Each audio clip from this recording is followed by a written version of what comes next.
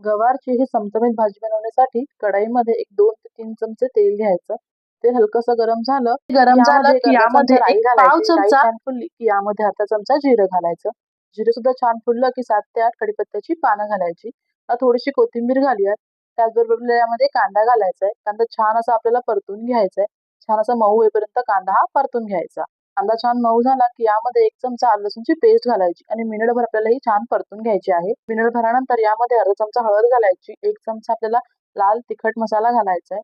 थोडासा गरम मसाला घालायचा आणि एक अर्धा चमचा धणे पावडर घालायचे. मसाला छान परतून घ्यायचा. आता यामध्ये आपल्याला थोडंसं पाणी घालायचंय आणि तेही पुन्हा आपल्याला मिसळून घ्यायचं.